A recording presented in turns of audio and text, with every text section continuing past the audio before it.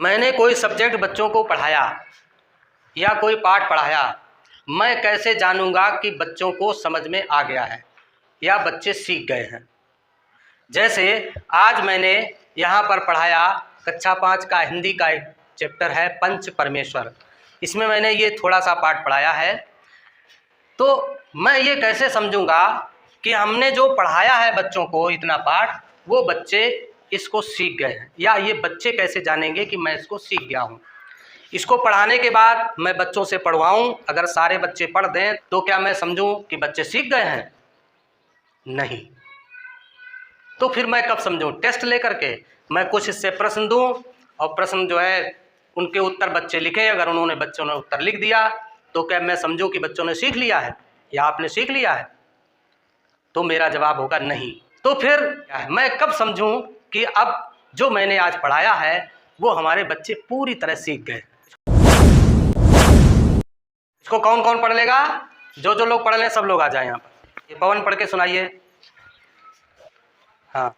जुम्मन शेख और अलगुल चौधरी में गाढ़ी मित्रता थी, साझे में खेती होती थी, कुछ लेन देन में भी साझा था, एक को दूसरे पर अटल विश्वास था। इसका मतलब आप इसको पूरा पढ़ लेते, और ये जितने बच्चे आए हैं ये सब पढ़ देंगे इसको, तो क्या मैं समझूं कि ये लोग सीख गए हैं? जब आप स्वयं इससे प्रश्न बना देंगे तब हम समझ जाएंगे कि आपने ये जो आज पढ़ा है ये पूरी तरह से समझ लिया है। से इसको पढ़ा तुमने, इसमें से कोई एक प्रश्न निकालिए। जुम्मन के पिताजी क्या करते थे? आप पूछिए कोई प्रश्न इससे। जुम्मन शेख के पिताजी का क्या नाम था? चलिए आप पूछिए। जुम्मन शेख और अलगू चौधरी में कैसी मित्रता थी? इन्होंने पूछा जुम्मन शेख और अलगू चौधरी में कैसी मित्रता थी। जवाब बताओ इसका, कैसी मित्रता थी? गाढ़ी मित्रता थी। गाढ़ी। प्रश्न इन्होंने पूछा, इन्होंने उत्तर बताया। परवेश आए, और परवेश इससे एक प्रश्न पूछिए। जुम्मन कहाँ गए थे? जुम्मन कहाँ गए थे? कौन बताएगा? आओ बताओ। जुम्मन कहाँ गए थे? हज करने। हज करने। जब आप लोग किसी चीज़ को पढ़ेंगे और स्वयं प्रश्न बनाना सीख जाएंगे, ये केवल हिंदी की बात नहीं है, जब अंग्रेजी पढ़ेंगे तो अंग्रेजी में भी पढ़ करके उससे प्रश्न बनाएंगे। जब आप प्रश्न खुद बना लेंगे तब आप समझ जाएंगे कि अब हमको इसमें बहुत सारी चीज़ें समझ में आ गई। तो जब भी कोई चीज़ पढ़ें तो केवल उसको रटे नहीं, क्या करें? उसमें प्रश्न ढूंढना शुरू करें। क्या करें?